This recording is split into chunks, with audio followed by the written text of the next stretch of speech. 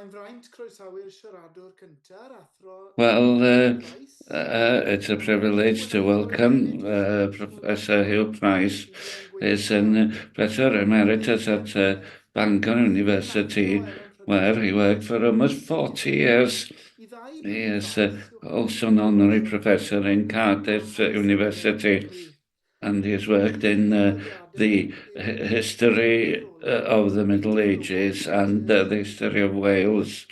And he's produced the volumes Native Law and the Church of Medieval Wales, and the Acts of the Welsh Rulers, 1120 to 1283, and then Tywys Ogwen, the Princes in 2006, and G. Lloyd and the Great Welsh History, and the volume Writing Welsh History from the Early Middle Ages to the 21st Century, that was published in 2022. So it's a great privilege to welcome Huw Pryce. Thank you, Huw. Thank you for that kind introduction. I'll try to share my screen. Here we are.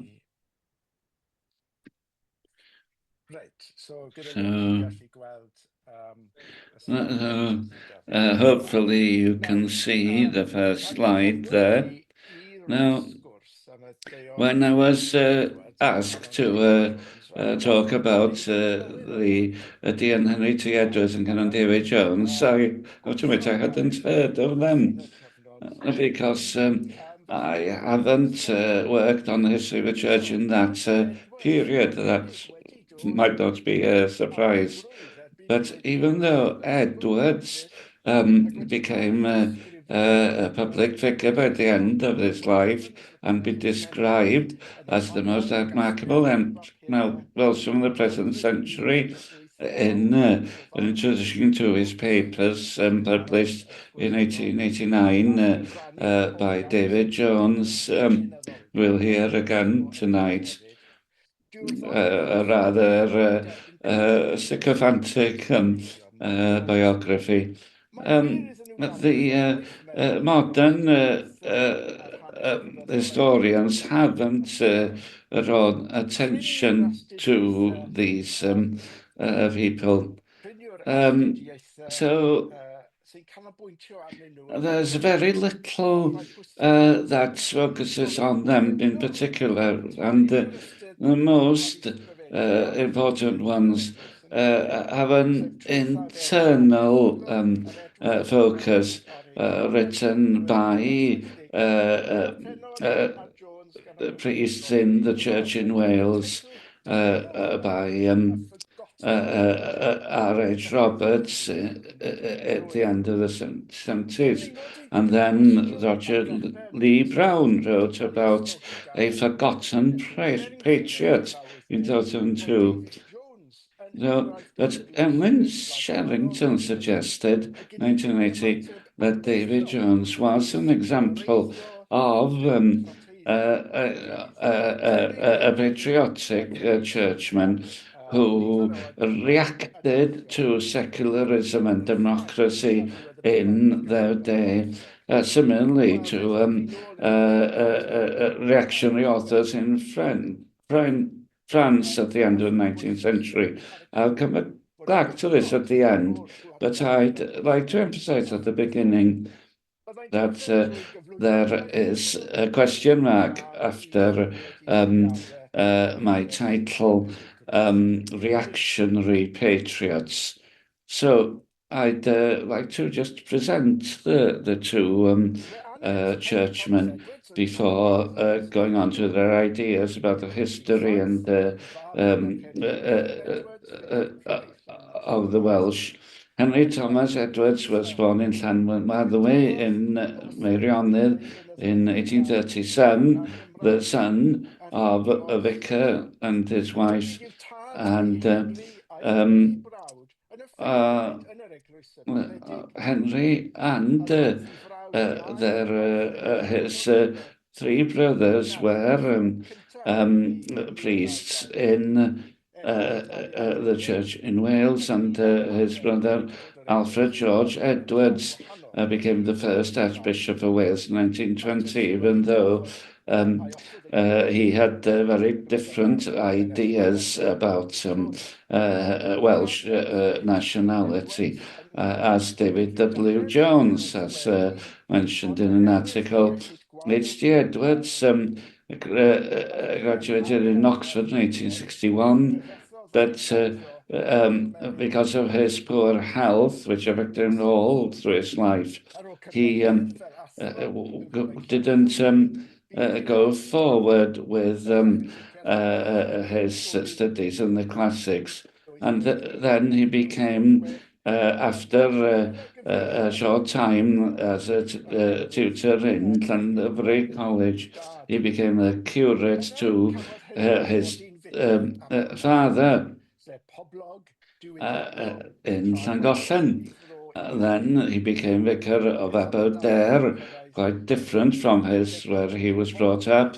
Aberdare had 35,000 people by then, by the time he left in 1869, and he worked energetically there for 3 years. He had worked on enhancing the church within Llangollen to hold a larger congregation. So this work was something that's happening in very many places in Wales at the time, and it responded to the growth in the population of Llangollen parish, and showed the commitment of H.G. Edwards, who at the time was drawn to high churchmanship. And he showed the same commitment in Aberdare by his work on the chancel in St. Albans. And it was said of him that the Dean's life of Aberdare was an unremitting tone and activity. He married Mary, a nonconformist who was the daughter of one of the coal owners in the area, but she died after a long illness, 1871. So, but he was appointed vicar of Llanbeblig in Caernarfon, and he established the Church of St David in Tooth Hill, and he was very willing to speak in public about some controversial subjects, especially against the Foster Education Act in 1870, because it was a secular education offered. After losing his first wife, he married 1873 Anne Dora from Trehenna in Anglesey, but she died after 3 years. It was a real blow to him. In 1873, Edwards established the new and periodical Lampeter Reclus, which was joined with the Llan in 1802. It was a monthly publication which spoke on behalf of the Bangor Diocesan Church Defence Association against non-conformity. Edwards had helped to establish that organisation the year before, but because of all his work and the death of his second wife, that in 1876 he was exhausted, and he accepted the chance of being Dean of Bangor at only 38 years old. But even though this was certainly not a sinecure, he worked on the duties of the cathedral and raised £7,000 for the refurbishment of the cathedral, and he supported the establishment of a university in Bangor in 1884, and he worked for the church more generally. He was against this establishment, but in favour of a more Welsh character for the church, but because he really suffered in his health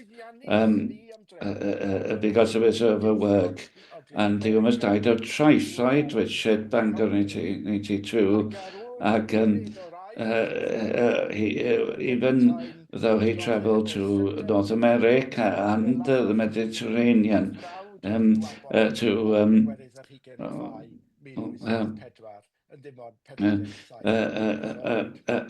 that didn't work.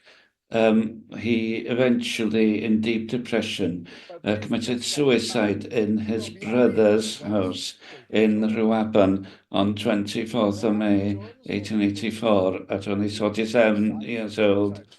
Well, his biographer, David Jones, what about him? And he was born in 1848, not as stated on the slide. He was educated in Lampeter College and graduated BA, and he worked as a curate in Pistill in Caernarfonshire and 2 parishes in Anglesey before he was appointed to the living of Newborough in 1882. He moved to Llanwer and Llandyssilio at his Menai Bridge in 1888. From 1895 to his death in 1809, he was vicar of Dwygolfylchi with Penmaen Mawr, which was connected to Gladstone's family, who had a summer home there. By the end of his life, he was rural dean of our Lletchwer and the prebendary in Bangor Cathedral. He was different to the High Church Van Edwards, being an evangelical, brought up on a nonconformist family, and he was remembered as a great preacher in Welsh and English. But there were many things in common between him and Edwards, and his volume Wales, the Welsh Church, showed that. And he certainly shared Edwards's commitment to Welshifying the church in Wales, and Jones published The Welsh Church and Welsh Nationality in 1893, and a biography for Griffith Jones, Llanddowrod, and he contributed a lot to Cyfaill Eglwysig, the periodical which he edited between 1894 and 1909. So we an idea of Henry T. Edwards about Welsh nationality in his letter to William Gladstone on 22nd January 1870. Earlier that month, Thomas Fowler Short had resigned nobody was appointed instead of him till March. Was Reverend Joshua Jones, the Vicar of Llandovery, the first Welsh-speaking bishop to be appointed in Wales for a century and a half. And so Edwards was very supportive of this, to win back those who had gone over to non-conformity. I don't know how much Edwards influenced Gladstone, but the Prime Minister obviously was interested in the church in Wales by 1869, and it was obvious that he was ready to appoint a Welsh-speaking Welshman as bishop, and he asked the judge Arthur James Johns for a copy of his book, an essay in the courses which proposed dissent from the established church and Principality of Wales, and thanked him for the copy in the 1st of January 1870. He had published the work in 1832 in the first time, and Johns had republished the book in 1870.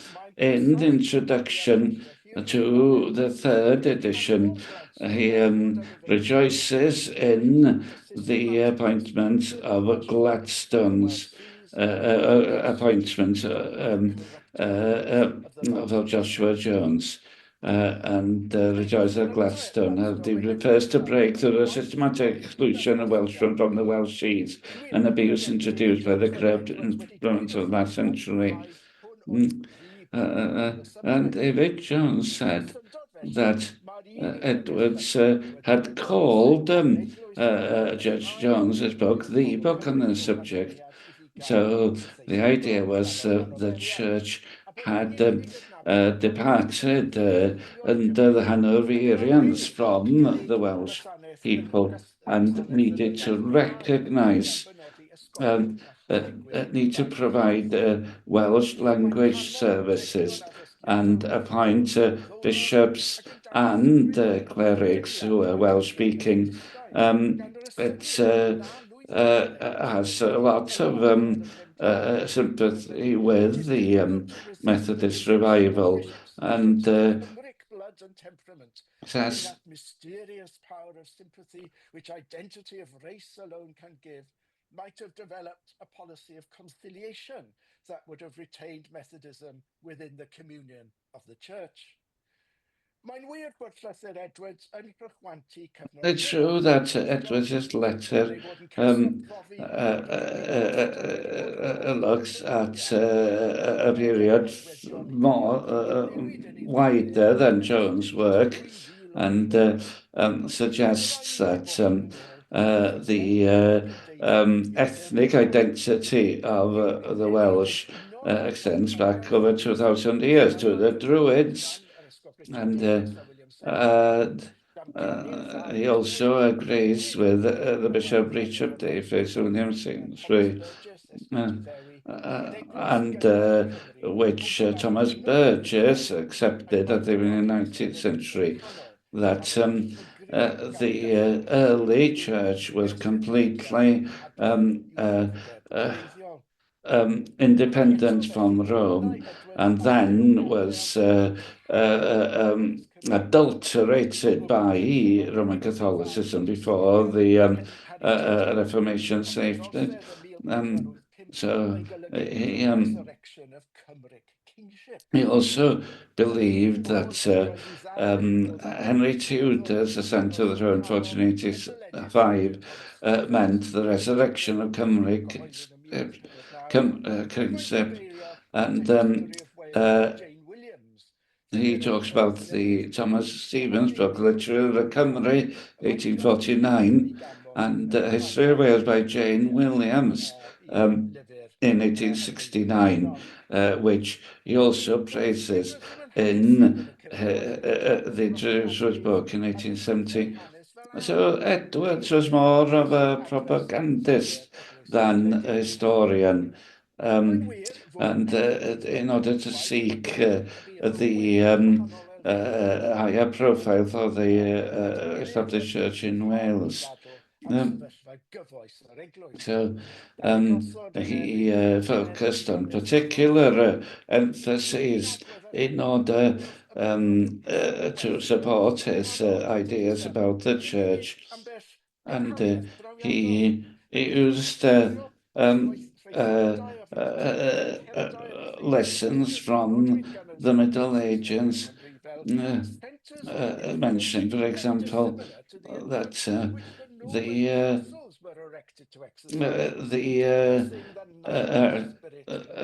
vicarages of the English-speaking priests are centres of influence not dissimilar to the influence which Roman castles were erected to exercise in depressing national spirit of the native chieftains. Similar to Henry Richards' argument that the church was a foreign body which had drawn away from the Wales. But in Henry Richards' opinion, Edwards was more negative about the Church of England in Wales.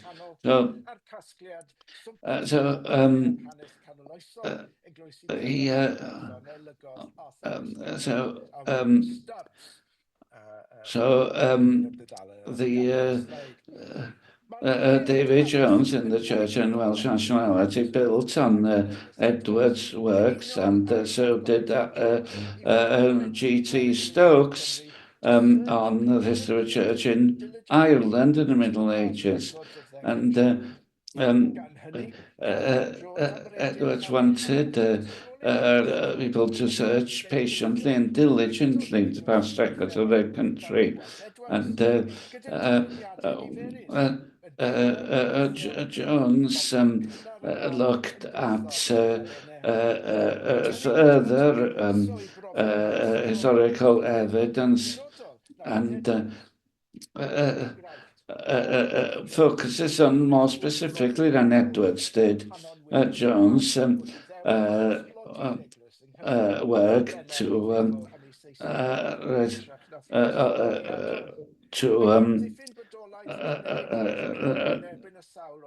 attack the ideas of Canon William Bevan that it was a poverty of the church in Wales that meant it became anglicised rather than a direct policy, and also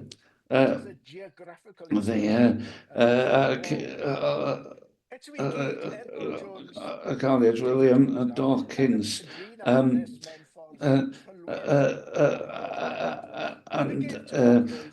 Basil Jones, the Bishop of St David, who said that Wales is at present nothing more than the Highlands of England. It's a graphical expression and nothing more. So he actually argued for historical testimonies for re-establishing the Welsh sense of the church. And he is not trying to write history, but to consider the relationship between the church and the Welsh nation, and history of the Welsh Church and to the illusion of the monastery by Reverend E.J. Newell, 1815-1816, and the work of Willis Blunt, the Catholic Church in Wales, even though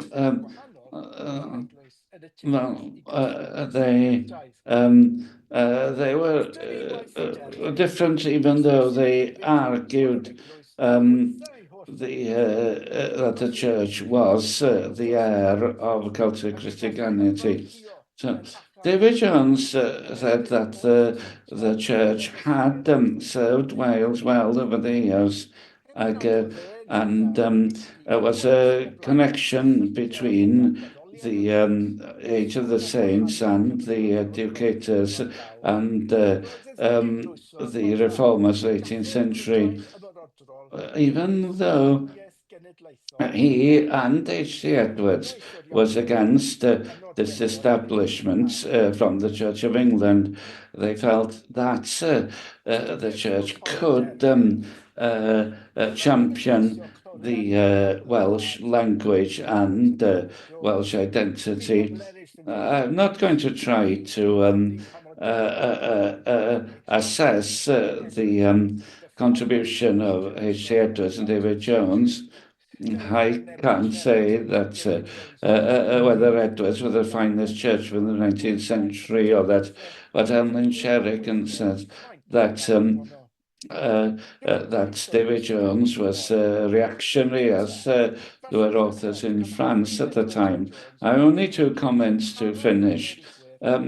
Maybe we should compare Edwin Jones with the old literary persons who were reactionary patriots, maybe. They were Tories who saw the democracy as a danger, as shown in the French Revolution. Edwards and Jones lived in a different situation. After the Second Reform Act, the franchise was extended and helped nonconformists to achieve unprecedented electoral success in 1868 and led to the despised Foster Education Act. The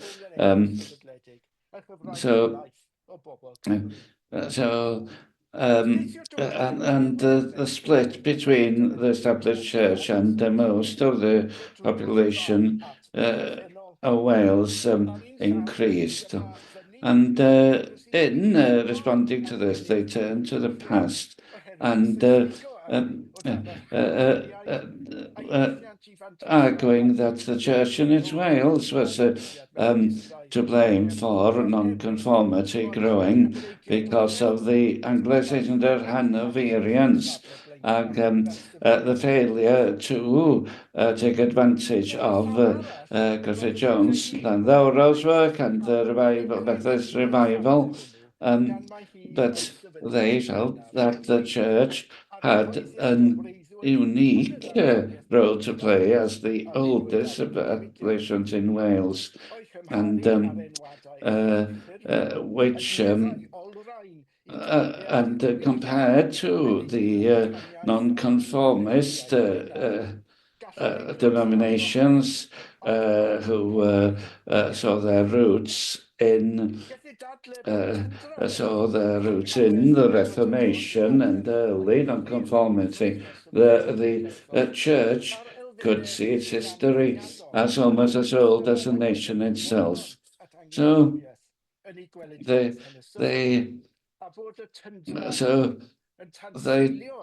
they were able to be self-critical and to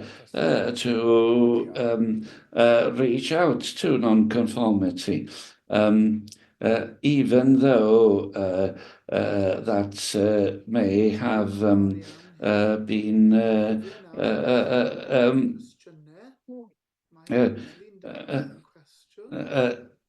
made it more difficult to work practically in the present. So now there is an opportunity for questions.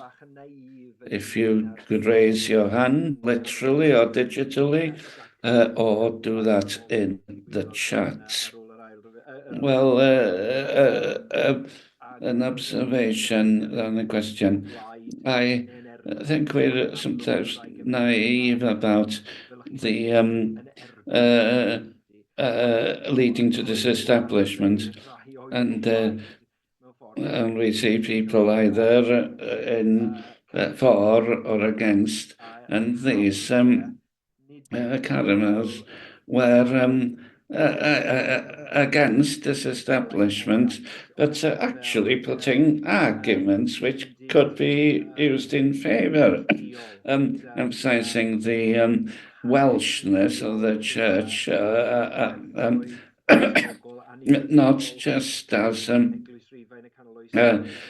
diocese which belong to the province of Canterbury, but with independent Christian attributes to the Roman Catholic Church in the Middle Ages and the Church of England. So that complicates history rather, and we see this as a fight with two parties and with people on both sides having the same ideas. It's more complex, isn't it? Is that a fair comment? Well, I have to emphasize I'm not an expert on this at all. From what I've read, is that there were arguments about what the church should be, whether it was part of the Church of England or as it is established. The Henry T. Edwards, his younger brother, who became a bishop, Edward I, Bishop of Wales, he wasn't in favour of that Welsh emphasis in the church in Wales. So that's interesting.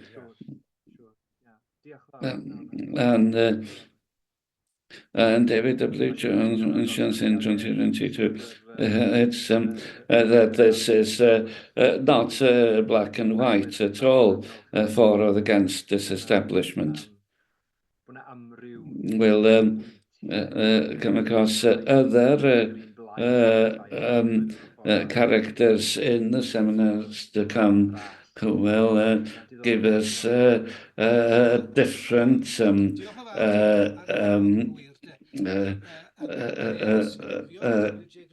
a different look on people on both sides of the argument. So thank you very much. Interesting. Any other questions? Thank you, Huw. Excellent. Yeah. W.J. Griffith described Alfred George Edwards and said Alfred George. He was called a half Englishman and a half Welsh. And I don't know if he would have said that, but W.J. Griffith is the most tragic person that Wales ever saw. And it's argued that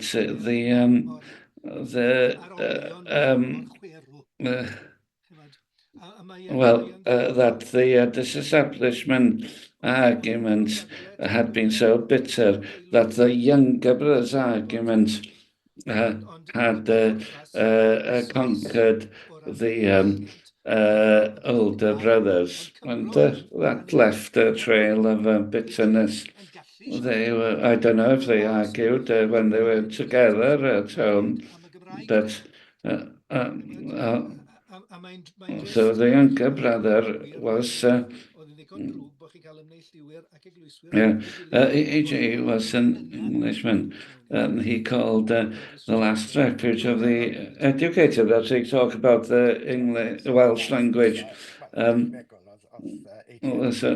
But it was difficult that the nonconformists and church people were at each other's throats, but even within, as close as that. So, then, the mother was from Gloucestershire, but they saw themselves in different ways, which I said was not completely consistent.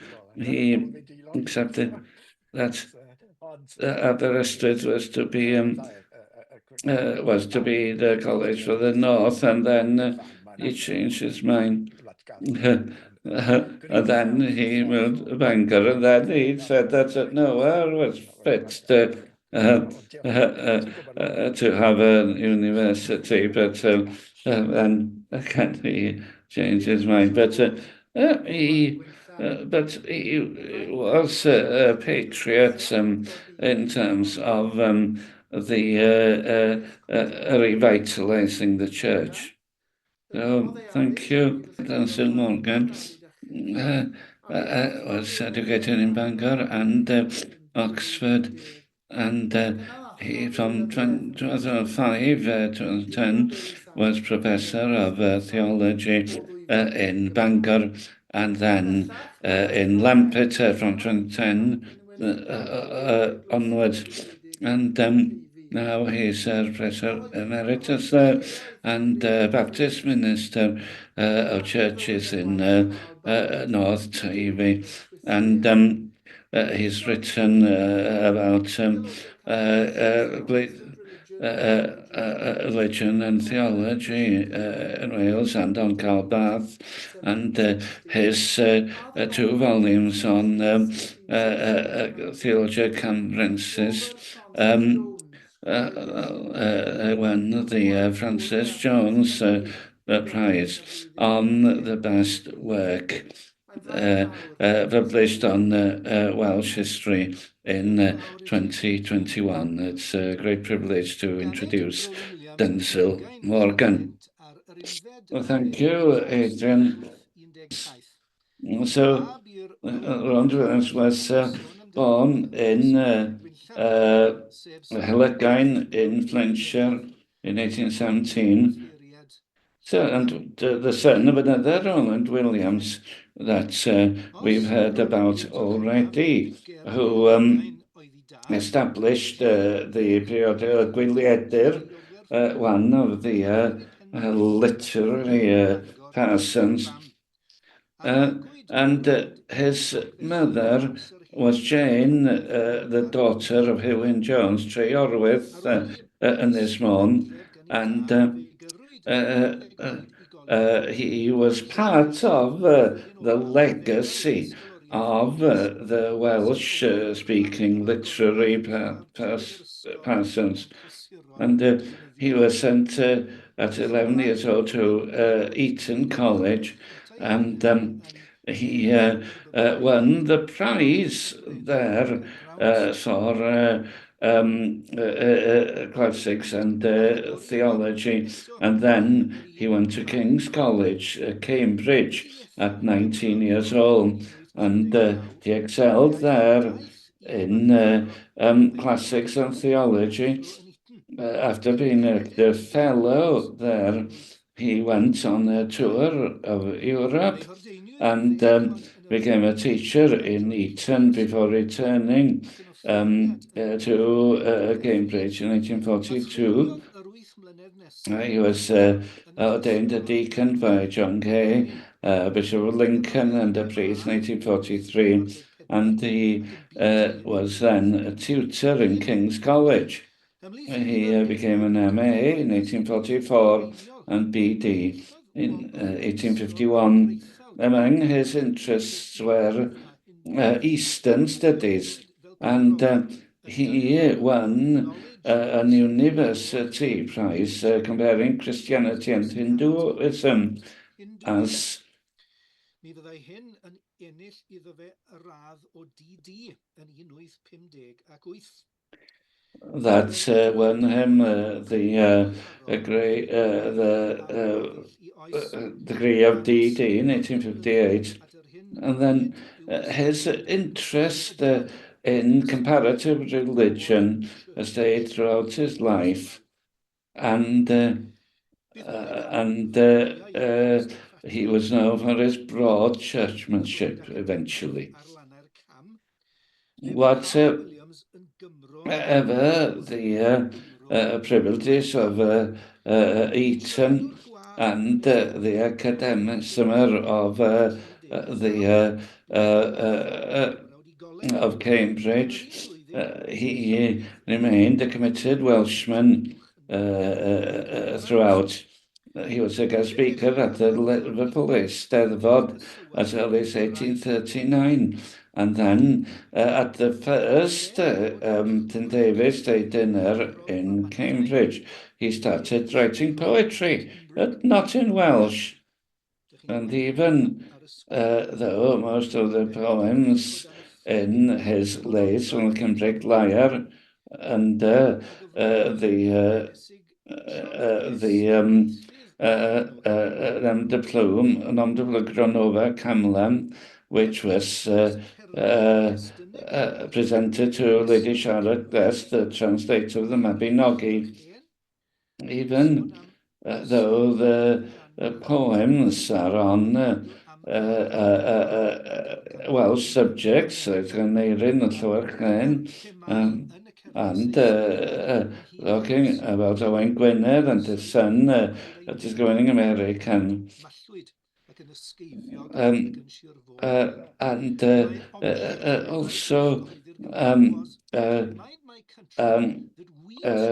the folk tales he had in Anglesey and Mallwyd. Their fellows in the Temple of Fame. Dwi'n siŵr bod modd dweud hynny fymryn yn llai trwsgwl na hynny.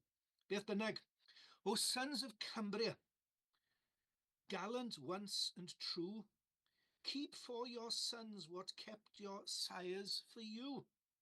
Now you must either don the robe of shame, losing your old inheritance of fame, or else be roused and firm in union stand, scaring the Saxon vultures from our land. Wel, dyw e ddim yn farddoniaeth ar uchel nag yw, ond cyfeiriad oedd hwn at yr ymdrech I uno dwy esgobaeth Bangor a Llanelwy, a dargyfeirio pob elw tuag at esgobaeth newydd Manceinion. Fe ddaeth na ddim byd o'r amcan, yn bennaf trwy ymgyrch yr offeiriad gwlatgar Cymreig ynghyd â'i cymheiriaid yn Sir Efrog, a llwyddiant Iarll Powys I liwio deddf seneddol ymlwyddyn cyhoeddi y gyfrol, yn rhoi stop ar y bwriad. Yn ogystal â cherddi cenedlaetholgar herfeiddiol fel yr uchod, fe ger dau atodiad yn y gyfrol.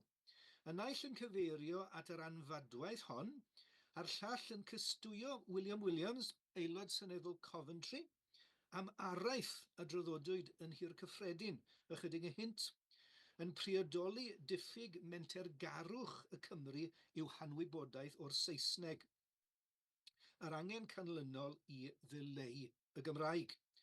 Hyn wrth gwrs arweiniodd at y Comisiwn drwg enwog I gyflwr addysg yng Nghymru a'i llyfrau gleision a gyhoeddwyd yn 1847. Fel arwydd o ddiolchgarwch I Iarll Powys, well, it's not incredible poetry, but it was a reference to the attempt to unite Bangor and St Afford diocese and divert all profit to the new bishopric of Manchester. This didn't happen because of the Welsh parsons and also their friends in Oxford, in Yorkshire, as well as the work of the Earl of Powys in Parliament.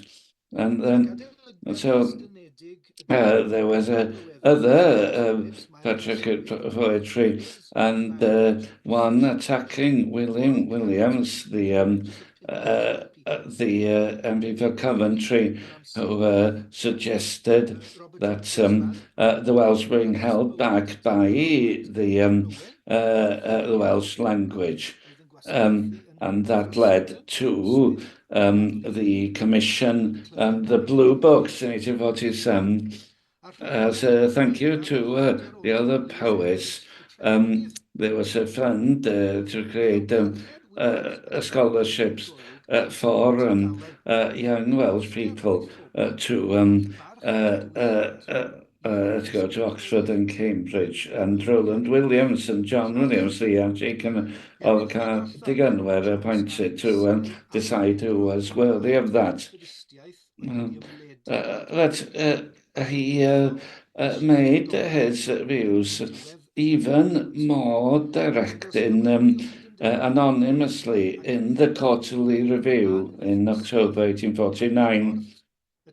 The title was Methodism in Wales, and it's an extended review on the volume by Sir Thomas Village, the Mayor of Newport, the language, social condition, moral character, and religious of the people, Drych yr Amseroedd by Robert Jones, Rose Lan, Hanes Bywyd, Daniel Rowland by John Owen, who was a Welsh priest serving in Thrussington in Leicestershire, and recent editions of Traethodir. William showed his love of Wales, their religion and their language. Even he did not approve of Robert Jones's liking of Methodism, and he was much more in favour of their folk beliefs in the fairies, etc., which he thought were less of a problem. In those words, he was appreciative of Methodism as well, and they're very interesting, those words, that poetry was more poetry was subjective, was better than objective history, as Robert Williams Parry, 20th century bard, said much later. He was a committed churchman, but knew their weak feelings. But that's an old story. And the land was an incomplete darkness, as the Methodist polemic would suggest. Many clergy worked committedly, but so there's no doubt that a real revival had happened with the Methodists, and Williams considered they were faithful Anglicans who wanted to revive the Anglican Church, to whom they were committed. In terms of Will Harris, the world tone of his life, his mind is enthusiastic and sectarian, and as the Vicar of Thrussington suggested, he pictures Daniel Rowland and as a committed churchman who fell out with, and going to leave the next part, and I'm going to move what he says at the end of this article, and it goes from the historical to the present. And what he does there, as Huw said, happened with H. Edward, but in a generation later. He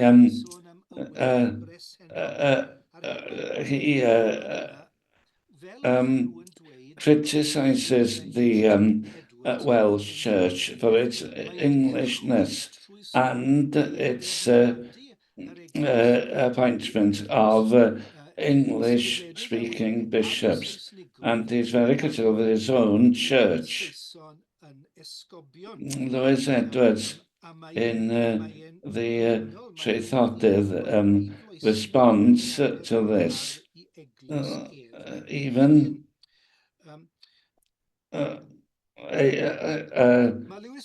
apart from what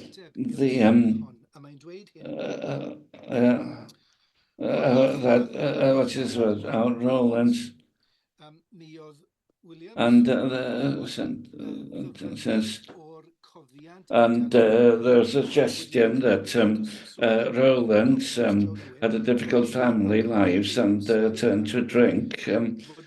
Apart from that, it's what a kind and committed high churchman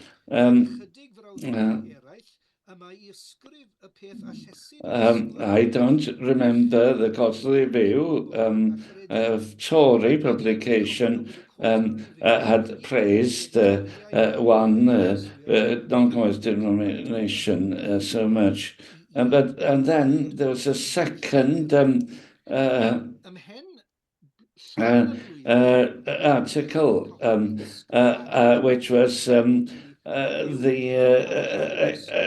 a review of the commissioner's report in 1407, and he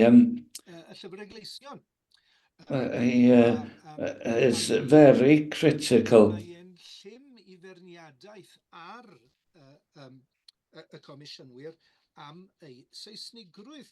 The verdict of the commissioners would certainly have had more weight if they had themselves been able to converse in their own tongue with the men and children whom they examined. And then the commissioners relied too much on hearsay, speaks about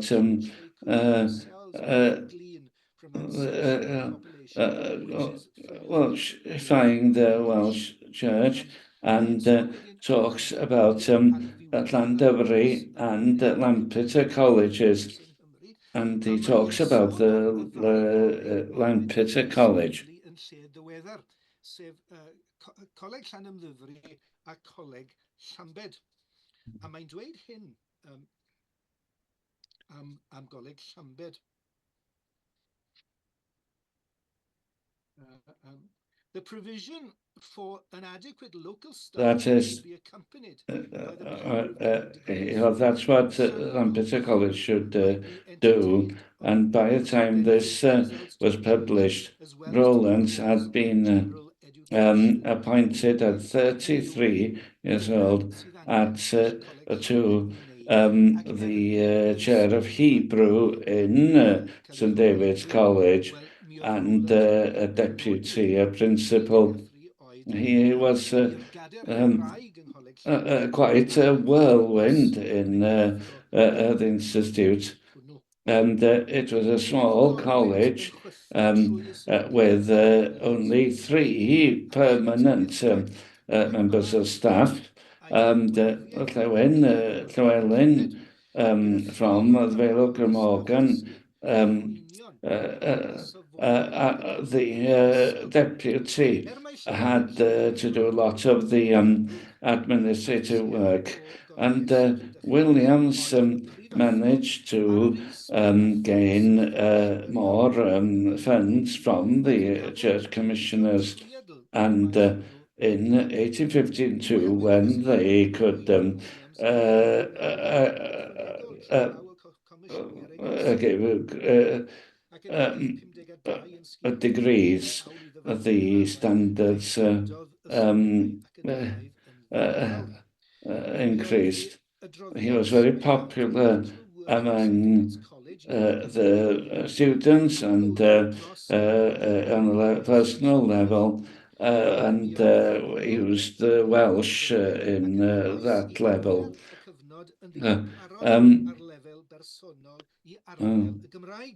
And after Rice, Rhys in the first Welsh language tutor in 1839, there was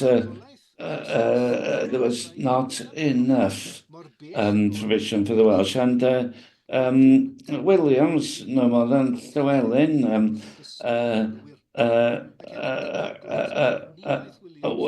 did much to establish the Welsh language there. In 1855, his volume National Godliness, which cast doubt on the miraculous events in the scripture, and it was actually quite tame, really. The response to it was very powerful. Williams was told to be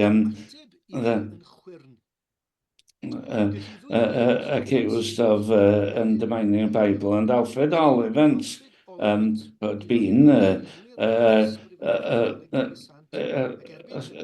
a principal before him, dismissed him as an examining chaplain in Llandev, where he was bishop. So between in 1856, in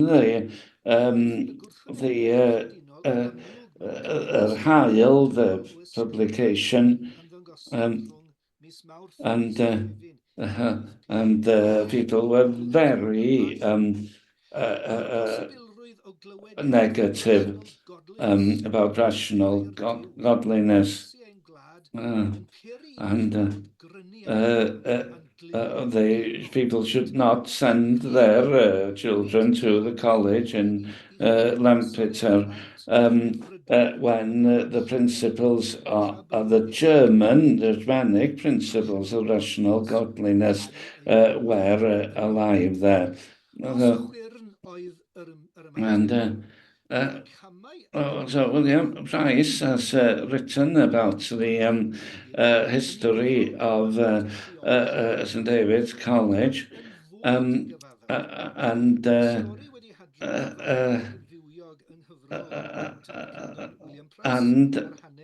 in the Oxford biography, talks about this. By 1858, 1858 had quarrelled with his bishop, had been isolated from his principal, and lost the goodwill of his students, and he was said to be one of those whose pen gripped with ritual as soon as he began to write. And it is sad to think of him eating in the refectory with no company at all. And Thirlwall said,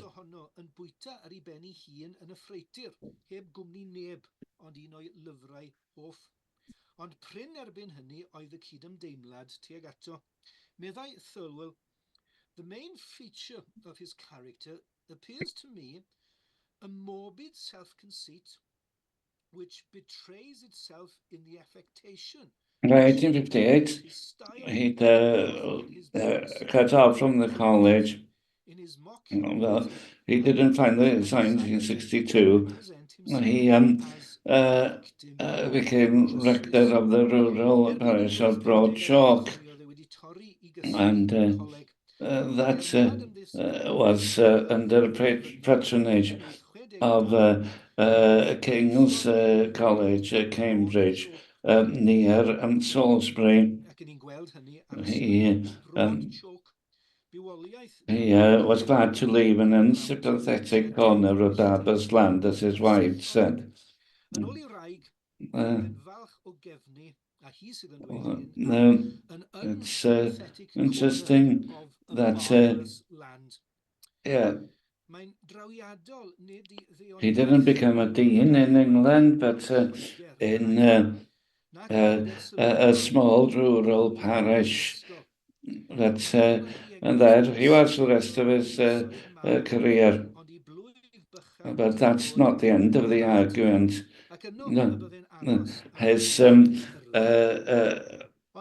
pioneering volume, Essays and Reviews, was brought before the church authorities for his heresy. It was,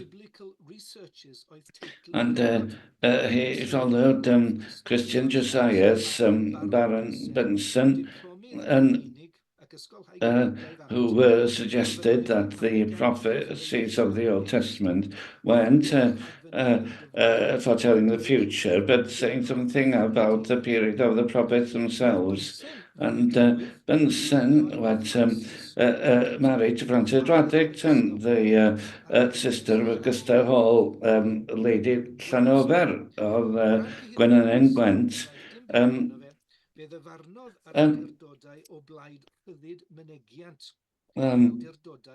As we know, he was a very committed parish priest, but the hope that he would be a Welsh speaking bishop in his own country had disappeared. In 1870, after a quarter century of silence, Gronfa Camlan spoke again from the Wiltshire Downs. Owen Glower and other poems appeared in March that year, but by then the author was already in his grave when a window dedicated to him in All Saints Church in Broad Chalk, gwir yn erbyn y byd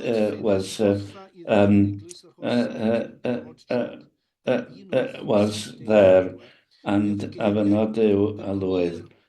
He was only 53 when he died. One on the most controversial figures raised in the church in Wales.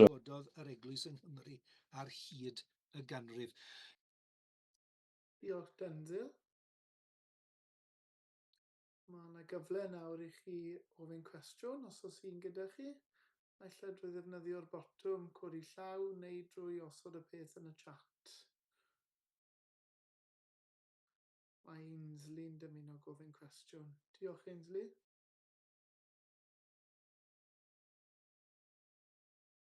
Very conventional.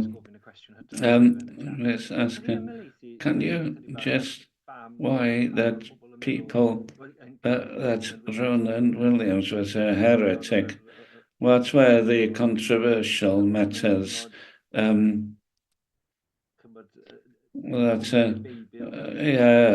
were different interpretations of the Bible at the time.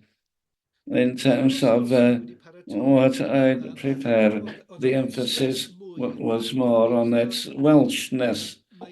It's more known as a debater, and that's how he burnt his fingers. When you look at rational godliness, there's nothing controversial about it from now, but the idea of biblical criticism was only just starting, and the idea was that it was something from Germany, completely skeptical, some kind of atheism pretending to be biblical, which rejected the biblical revelation and the miraculous. He is actually very moderate, but because he was so early, the response was very emotional rather than rational. Because Rowland himself was a very stubborn man. When he came to Lampeter, he was popular. He was a patriotic person, but he was willing to speak Welsh to the people, and then the principal didn't do that. But when he was challenged, his natural response was to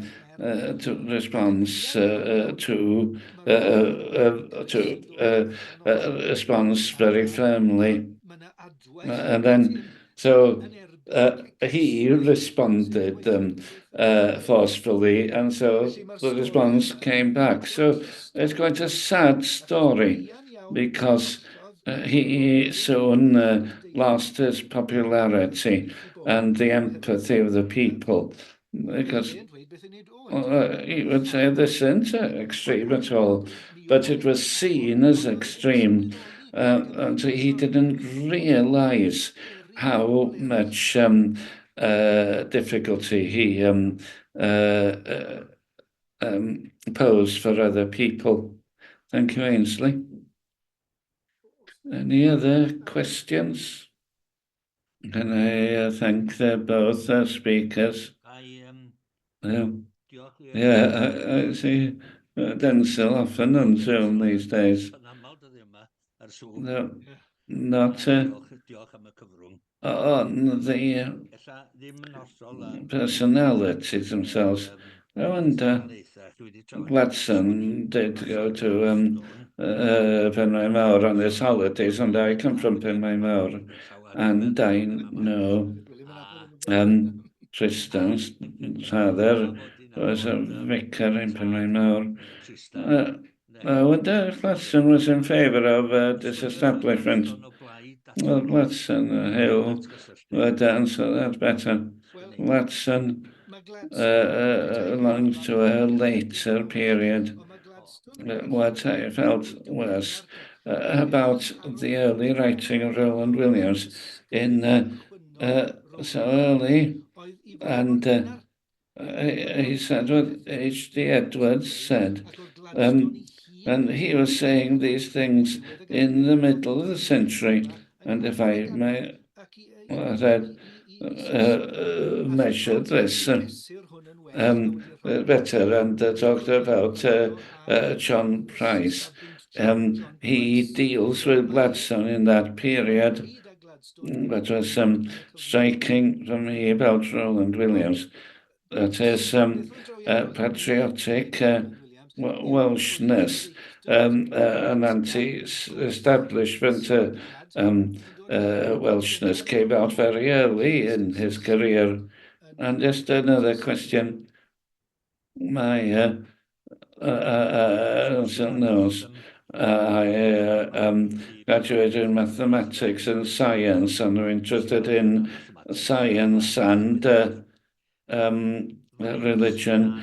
How much effect did Darwin's publication of The Origin of Species in 1859, did it divide the church very oddly? I don't think Darwin had some effect that people say he had, but the fact that it was Essays and Reviews in 1860s had a great effect on the Church of England, and that was the year after Origin of Species. So it wasn't Darwin, but the second volume that Rowland Williams had contributed to it had caused the reaction 1860, but when you get to 1870, it seemed that the thing had cooled down a great deal. And Darwin had been accepted with fairly little tension by the end of the 1870s.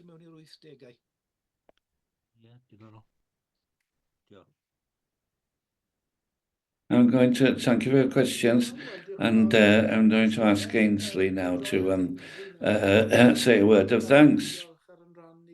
Well, thank you very much, Adrian, and Huw and D.Densil, despite the technological problems.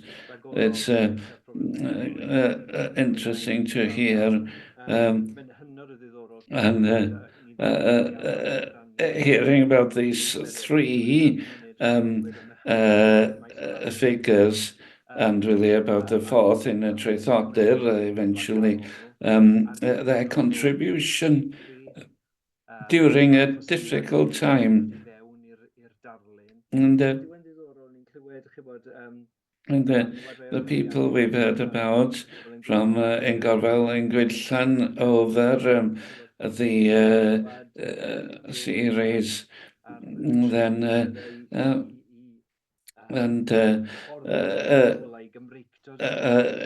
people like Griffith Jones, and how his zeal didn't really catch on in the established church. And it's interesting here about the importance of drawing attention to the Welsh roots of the church from the Celtic church, and then into the Roman Catholic period, and how exciting that time was.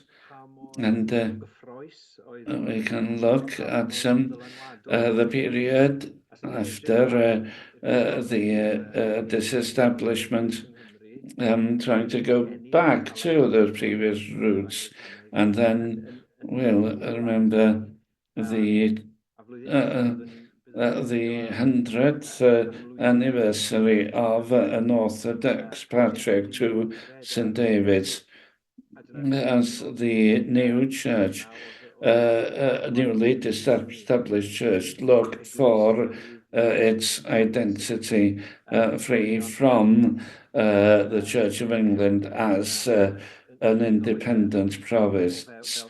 And it's interesting tonight to hear tonight about the arguments, growing argument for and against establishment. As I was saying to Huw earlier tonight, but this has complicated the history in a way. But thank you, Huw and D.Densil, and looking forward to seeing the traethodyr about Huw Pryce later on, and looking forward to have an informal chat now. Thank you, Ainsley. Diolch, Ainsley.